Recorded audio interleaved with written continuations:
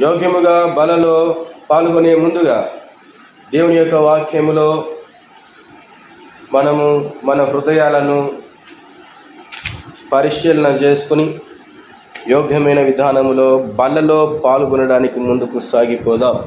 రండి, యెషయా 8వ అధ్యాయం, యెషయా గ్రంథం 8వ అధ్యాయం 22వ వచనాన్ని అందరం కలిసి చదువుకుందాం. యెషయా 8వ అధ్యాయము 22వ వచనాన్ని అందరం కలిసి చదువుకుందాం. భూమి తట్టు తేరిచుడగా బాధలను, అంధకారమును, దుస్సహమైన వేదనయు కలుగును. వారు గాఢాంధకారములోనికి తోలివేయబడెదరు. చూడండి, ఇక్కడ చూస్తుంటున్నాం, భూమి తట్టు తేరి చూడగా బాధలను, అంధకారమును, దుస్సహమైన వేదనయు కలుగును. వారు గాఢాంధకారములోనికి తోలివేయబడెదరు. ప్రియులారా, ఇక్కడ భూమిపైన చూస్తూ ఉన్నప్పుడు వాళ్ళకు ఏం కనపడుతుందంటే దురావస్థ, అంధకారం. మనకు కూడా భూమిపైన ఎప్పుడు కనిపించేటివి ఏంటివి చెప్పండి? చూస్తే మనము ఎన్నోసార్లు చూస్తాం, దురావస్థలు చూస్తూ ఉంటాం, అంధకార పరిస్థితులను చూస్తూ ఉంటాం, భయంకరమైనటువంటి చీకటిని చూస్తూ ఉంటాం. అయితే గాఢాంధకారంలోనికి తోసివేయడం జరుగుతుంది. ఎటువంటి వారిని తోసివేయడం జరుగుతుంది? ఎటువంటి వారు గాఢాంధకారంలోనికి త్రోసివేయబడతారు అని మనం చూసుకుంటే, ఎటువంటి వారంటే చూడండి, దేవుని యొక్క వాక్యంలో మనం చూస్తాము. ప్రియులారా, ఈ యొక్క వచనంలో ఈ యొక్క భూమి గురించి దేవుడు మాట్లాడుతూ ఉంటున్నాడు. రండి, ఇర్మియా 13వ అధ్యాయం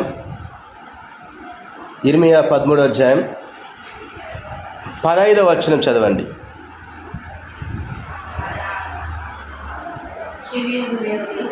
చెవియొగ్గి వినుడి, యెహోవా ఆజ్ఞిస్తున్నాడు,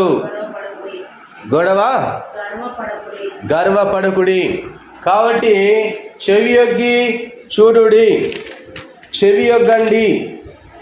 ప్రియులరా, చూద్దాము.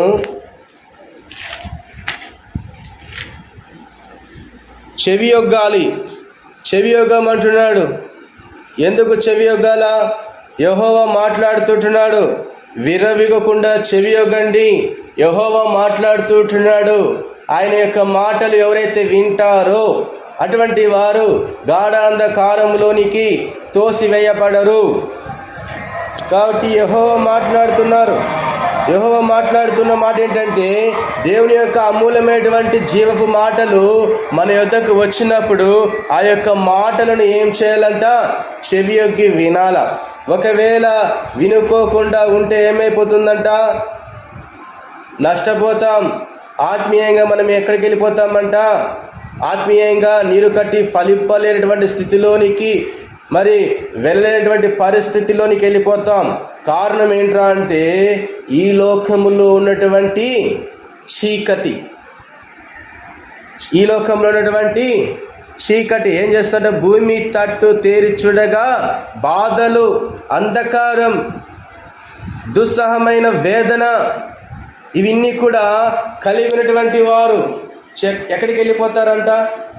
అంధకారంలో ఉన్నటువంటి ఆ యొక్క నరకంలోనికి వెళ్ళిపోతారు. ఈనాడు ఎంతోమంది ఆ యొక్క నరకంలోనికి వెళ్ళడానికి సిద్ధంగా ఉంటున్నారు. అయితే క్రైస్తవ జీవితంలో దేవుని యందు విశ్వాసం ఉంచి మనము అటువంటి స్థితిలోనికి వెళ్ళకుండా మనల్ని దేవుడు ఏం చేస్తున్నాడంటే వాక్యం ద్వారా సరిచేస్తూ ఉంటున్నాడు. ఎట్లా సరిచేస్తున్నాడంట ఆయన? చూడండి, ఇర్మియా 13వ అధ్యాయము 15వ వచనం. ఇర్మియా 13వ అధ్యాయం 15వ వచనం. చెవియొగ్గి వినుడి. ఏం చేయాలంట? చెవియొగ్గాల. నీ చెవులను ఎవరిపైన కేంద్రీకరించాలా? యెహోవా వైపు నీ చెవులు లోపడాలా. దేనికి లోబడాలంట? యెహోవా ఆజ్ఞ ఇస్తున్నాడు. యెహోవా ఆజ్ఞకు నీ యొక్క చెవి ఏం చేయాలంట? లోబడాల. ఒకవేళ చెవి లోబడకపోతే ఎక్కడికి తోసేస్తాడంట దేవుడు? ఇందా చదువుకున్నాం కదా, గాఢ అంధకారంలోనికి తోలి వేయబడేదారు. అటువంటి వారు ఎవరైతే దేవుని యొక్క ఆజ్ఞకు లోబడుకోకుండా, దేవుని యొక్క మాటలు వినుకోకుండా, ఆయన సన్నిధిలో ఆయన యొక్క మరి తంతి వాయిద్యముల చేత, తంబుర సితార నాదముల చేత దేవుని స్తుతించుకోకుండా, ఆయన కొనియాడుకోకుండా, ఆయన భయము లేకుండా, భక్తి లేకుండా మరి ఎవరైతే జీవిస్తారో అటువంటి వారంతా ఎక్కడికి తోసివేయబడతారంట? గాఢాంధకారములోనికి తోసివేయబడతారు. కాబట్టి మరి గర్వపడకుడి అంటున్నాడు. ఏం పడకూడదంట? గర్వపడకుడి. నేను ఇది, నేను అది అని చాలా మంది గర్విస్తూ ఉంటారు ఈ లోకములో. మనం కూడా ఎన్నో మార్లు గర్విస్తూ ఉంటాం. నా చదువును బట్టి నేను గర్విస్తాను, నా యొక్క అంతస్తును బట్టి, నా ఉద్యోగాన్ని బట్టి, నా యొక్క కండబలాన్ని బట్టి, నా యొక్క గుండె బలమును బట్టి, నా యొక్క శరీరాను సంబంధమైనటువంటి బలాన్ని బట్టి గర్వించేటువంటి పరిస్థితి ఎన్నో మార్లు మన జీవితాల్లో చూస్తూనే ఉంటాం. గర్విష్ఠుల యొక్క గర్వము ననచును కదా. ఏం చేస్తారంటే గర్విష్ఠుల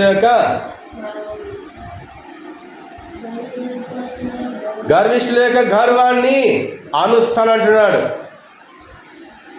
దయగల వారిపై దయ చూపిస్తాడు. గర్విష్ఠుల యొక్క గర్వాన్ని అనుస్తానంటున్నాడు యెహోవా దేవుడు. కాబట్టి మనము సరి చేసుకోవాలా. గర్వం ఉందా నీలో నాలో? తీసివేసుకుందాం. చీకటి ఉందా? తీసివేసుకుందాం. అంధకార సంబంధమైనటువంటి పాప సంబంధమైనటువంటి క్రియలు ఉన్నాయా? ఆయన రక్తంలో కడిగి పవిత్రపరచుకుందాం. యోగ్యముగా బలలో పాల్గొనాలని దేవుని వాక్యము సెలవిస్తూ ఉంటున్నది. ఈనాడు ఎంతోమంది అయోగ్యముగా బలలో పాల్గొంటా ఉన్నారు. ఎంతోమంది త్రాగుతూ మరి చెడ్డ మాటలు మాట్లాడుతూ ఈనాడు ఎంతోమంది చీకటిలో నడుస్తూ ఆదివారం రాగానే అయోగ్యముగా బలలో చేయి వేస్తున్నటువంటి పరిస్థితులు చూస్తూ ఉంటున్నారు. నీ క్రియలు ఎలా ఉన్నాయి? నీ ప్రవర్తన ఎలా ఉంది? నీ నడక ఎలా ఉంది? నీ చూపులు ఎలా ఉంటున్నాయి? అవిని సరి చేసుకోవాలని దేవుని వాక్యము సెలవిస్తూ ఉంటున్నది ప్రియులారా. కాబట్టి చూడండి, దేవుని వాక్యము మనతో మాట్లాడుతున్న మాట చక్కగా మనము చెవియొగ్గాల. చూడండి, యెషయా 8వ అధ్యాయములో 22వ వచనంలో చెప్పబడినట్లుగా, భూమి వైపు చూచినప్పుడు వాళ్లకు దురావస్థ, అంధకారం, భయంకరమైన చీకటి కనిపిస్తూ ఉంటున్నాయి. వాళ్ళను గాఢ అంధకారంలోకి తోసివేయడం జరుగుతూ ఉంటున్నది ప్రియులారా. మనం కూడా అటువంటి స్థితిలోనికి వెళ్ళకూడదంటే మనం సరి చేసుకుందాం. మన పాపములను, మన తప్పులను దేవుని యొద్ద పరిశుద్ధాలయములు ఆయన సన్నిధిలో ఒప్పుకుందాం. సరి చేసుకొని మనము యోగ్యమైన విధానంలో బలలో పాల్గొనాలని దేవుని వాక్యము సెలవిస్తూ ఉంటున్నది. చూడండి, దేవుని వాక్యంలో చూస్తాం.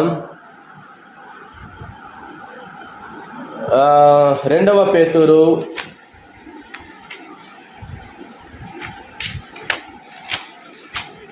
2 దేవుని వాక్యంలో చూస్తే 2వ పేతురు 2వ అధ్యాయం 24వ వచనం. ఒక్క నిమిషం 2వ అధ్యాయం 4వ వచనం. 2వ పేతురు 2వ అధ్యాయం 4వ వచనం చదవండి. 4వ వచనం. దేవదూతలు పాపం చేసినప్పుడు దేవుడు వారిని విడిచిపెట్టక పాతాళ లోకమందలి కటిక చీకటి గల బిలములలోనికి త్రోసి తీర్పుకు కావలిలో ఉంచబడ్డకు వారిని అప్పగించెను. చూస్తున్నారా అండి? దేవదూతలు పాపము చేసినప్పుడు దేవుడు వారిని విడిచిపెట్టినాడా? విడిచిపెట్టలేదా? విడిచిపెట్టలేదు. తీసుకెళ్ళి ఎక్కడికి వేశాడంట? కటిక చీకటి గల బిలములలోనికి త్రోసి తీర్పుకు కావలిలో ఉంచబట్టుకు వారిని అప్పగించెను. కాబట్టి వాళ్ళకు కూడా తీర్పు ఉంది. ఒక దినమున మనకు కూడా తీర్పు ఉంది. మనల్ని కూడా దేవుడు విడిచిపెట్టాడు. కాబట్టి పాపము చేసిన దేవదూతలను దేవుడు అలా విడిచిపెట్టలేదు, కానీ పాతాళంలోనికి పడద్రోసి దట్టమైన చీకటి సంఖ్యలకు అప్పగించి తీర్పు కోసం ఉంచినాడు. పాపం అంటే ఏంటండి? పాపం అంటే తన సత్యం ప్రకారం నడుచుకోని వారికి సత్యమైనటువంటి జీవితం జీవించలేటువంటి వారికి, నిజాయితీగా జీవించలేటువంటి పరిస్థితుల్లో పాపం చేయడం అనేది జరుగుతుంది. కాబట్టి ఎవరైతే నీతి, న్యాయం, ధర్మం అనేది లేకోకుండా నడుస్తారో అటువంటిది పాపం. కాబట్టి శిక్ష విధించగల సామర్థ్యం దేవునికి ఉన్నదని చెప్పేందుకు పేతురు ఈ యొక్క మాట మనతో మాట్లాడుతున్నాడు పరిశుద్ధాత్మ శక్తి ద్వారా. ప్రియులారా, మనం ఎలా ఉంటున్నాం? దేవదూతల్ని దేవుడు విడిచిపెట్టలేదే, మరి నీవు నేను ఎంత? కాబట్టి మనము ఎన్నో మార్లు పాపము చేస్తూ దేవునికి దూరస్తులమైపోతుంటున్నాం, అయోగ్యంగా బలలో చేయి వేస్తుంటున్నాం. ఇది కరెక్ట్ కాదని దేవుడి వాక్యం సెలవిస్తూ ఉంటున్నది. తీర్పు ఉంది, తీర్పు. చూడండి, 1 కొరింథీ 6వ అధ్యాయము, 1 కొరింథీ 6వ అధ్యాయం. రండి దేవుని వాక్యంలో చూద్దాం. కొరింథీయులకు రాసిన మొదటి పత్రిక 6వ అధ్యాయము 2వ వచనం చదవండి. పరిశుద్ధులు లోకమునకు తీర్పు తీర్చుదురని మీరు ఎరుగరా? మీ వలన లోకమునకు తీర్పు జరగవలసి ఉండగా మిక్కిలి అల్పమైన సంగతులను గురించి తీర్పు తీర్చుటకు మీకు యోగ్యత లేదా? చూడండి, పవిత్రులు లోకానికి తీర్పు తీరుస్తారన్న సంగతి మీకు తెలియదా? పరిశుద్ధులు ఏం చేస్తారని తీర్పు తీరుస్తారు. లోకం మీ తీర్పుకు గురి అవుతుంది అంటే అతి స్వల్ప విషయాలను పరిష్కరించదగని వారు మీరు. కాబట్టి మనకు దేవుడు అటువంటి ఆధిక్యత ఇస్తున్నాడు. పరిశుద్ధులకు తీర్పు తీర్చేటువంటి ఆధిక్యత. అయితే అపరిశుద్ధమైనటువంటి జీవితం, పాప సంబంధమైనటువంటి జీవితం జీవిస్తే పరిశుద్ధుల చేత మనము ఏమైపోతామంట? తీర్పు తీర్చేటువంటి స్థితిలోకి వెళ్ళిపోతాం. పరిశుద్ధులు తీర్పు తీరుస్తారు మనకు. అయితే మనము అపరిశుద్ధంగా ఉండకూడదు.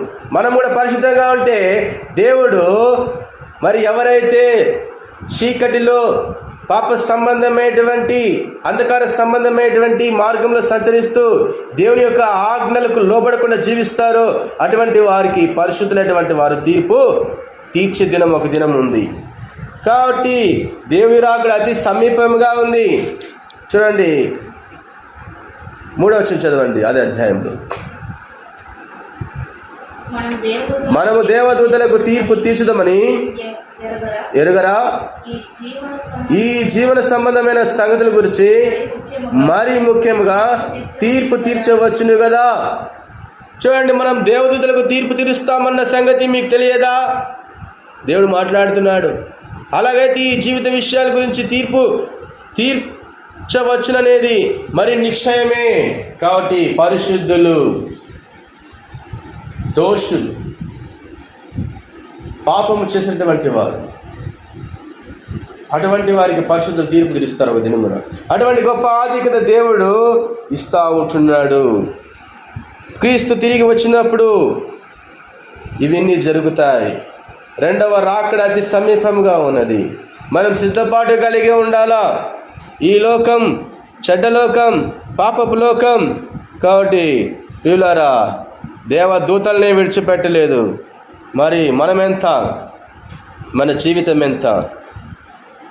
కాబట్టి మనం సరి చేసుకుందాం. ఉదయకాల సమయం వేళ తీర్చుకాలం వస్తూ ఉంటున్నది. దేవుడు ఎప్పుడు వస్తాడో తెలియదు. ఏ సమయం వేళ ఆయన ఈ లోకానికి దిగి వస్తాడో తెలియదు. రెప్ప పాటున మనమేం మారిపోతాం. రెప్ప పాటున అన్నీ మారిపోతాయి. కాబట్టి మనము చూసుకుందాం దేవుని వాక్యంలో. చూడండి, ప్రకటన 21వ అధ్యాయం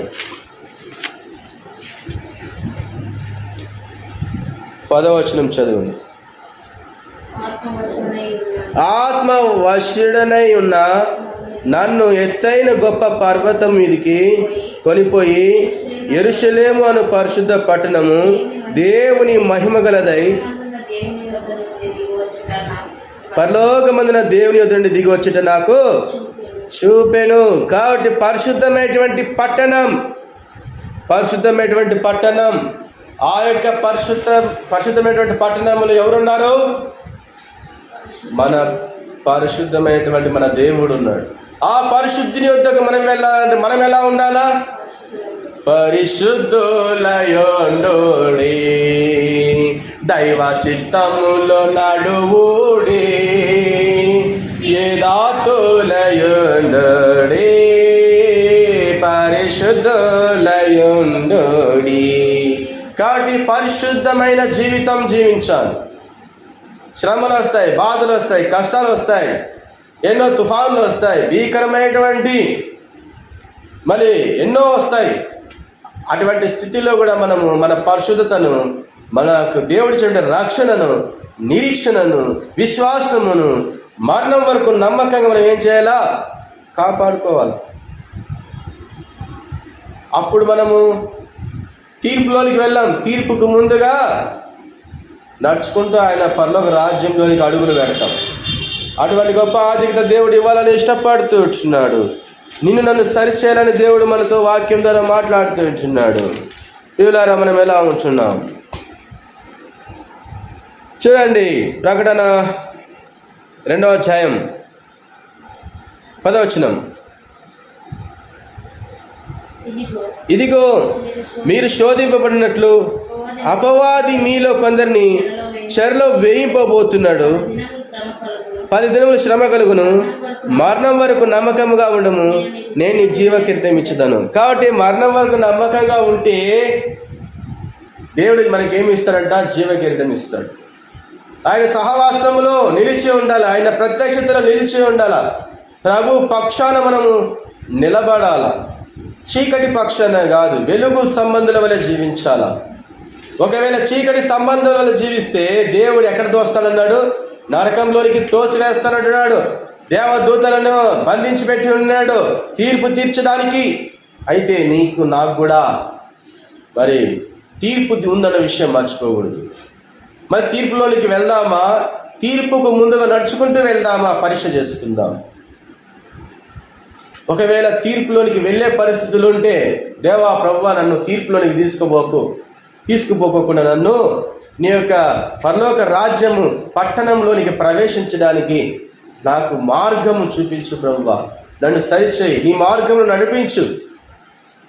నేను మరణం వరకు నమ్మకంగా ఉంటాను, నిరీక్షణ కలిగి ఉంటాను, విశ్వాసం కలిగి ఉంటాను, పరిశుద్ధమైన జీవితం జీవిస్తాను అని ఒక తీర్మానం చేసుకోవాలి. ఎవరైతే అటువంటి తీర్మానం చేసుకుంటారో ఆ యొక్క తీర్పు నుండి తప్పింపబడతారు. నరకం అనేది తప్పింపబడుతుంది. నరకం నుండి తప్పింపబడతాం, నిత్య జీవంలోనికి ప్రవేశిస్తాం. కాబట్టి ఈనాడు ఎంతోమంది ప్రయాసపడుతున్నారు. దేనికోసం ప్రయాసపడుతున్నారు? ఆహారం కొరకు ప్రయాసపడుతున్నారు. దేవుడు ఇచ్చినటువంటి ఆహారముతో సంతృప్తి పడక ఇంకా అంతకంతకు హెచ్చైనటువంటి ఆహారం కోసం ప్రయాసపడుతున్నారు. దేవుడు ఇచ్చినటువంటి ఆస్తి సరిపోక ఇంకా ఎక్కువ ఆస్తి కొరకు ప్రయాసపడుతున్నారు. దేవుడిచ్చిన దాని కొలది సంతృప్తి పడగా ఇంకా ఆశ, లోకాశ, శరీరాశ డంబం చేత జీవిస్తున్నారు. చివరికి దేవునికి దూరం అయిపోతున్నారు. దేవుని యొక్క మాటలను, ఆయన ఆజ్ఞలను పెడచమని పెడుతున్నారు. చెవి యొక్కడం లేదు, దేవుని మాటలు వినటం లేదు, దేవుని యొక్క సన్నిధికి రాలేనటువంటి పరిస్థితి. అయితే అయోగ్యముగా బలలో చేయవేస్తున్నారు. మనల్ని మనం సరి చేసుకోవాలి. ఈ విలువైన ఈ దేహము పరిశుద్ధాత్మకు ఆలయం. విలువైన ఈ దేహముతో దేవుని ఏం చేయాలి? ఎల్లప్పుడూ మనము మహిమపరచాలా. నీ చేతులు, కాళ్ళు, చెవులు, ముక్కు, నోరు సమస్తము దేవుడిచ్చింది. నీకేమేమి ఇచ్చాడు మొత్తము దేవుని ఏం చేయాలా? మహిమపరచాలా. ఒకవేళ నేను మహిమపరచను, నేను గాఢంధకారంలోనే పోతాను, నేను చీకట్లోనే ప్రవేశిస్తాను, నేను లోకానుసారంగా జీవిస్తాను అంటే దేవుడు ఆ నరకంలోనికి తోసివేయడానికి తీర్పు సిద్ధంగా ఉంచి ఉంటున్నాడు. కాబట్టి సరి చేసుకుందాం. మనం ఎలా జీవించాలనే విషయాలను దేవుడు తన యొక్క వాక్యం ద్వారా మాట్లాడుతూ వచ్చాడు. ఈ యొక్క వాక్యాలను సారంగా మనము జీవిస్తాం. జీవము కలిగినటువంటి యొక్క మాటలను మనము చెవి యొగ్గి ఆయన ఆజ్ఞలను గైకొంటూ ఈ లోకంలో అనేక మందికి దేవుని యొక్క సువార్తను చాటించి ప్రకటించి అనేక మందికి ఆ యొక్క రక్షణ వెలుగులోనికి తీసుకురావడానికి మనము ప్రయాసపడదాం. దేవుడిచ్చిన వాక్యాన్ని దీవించి ఆశీర్వదించునుగాక.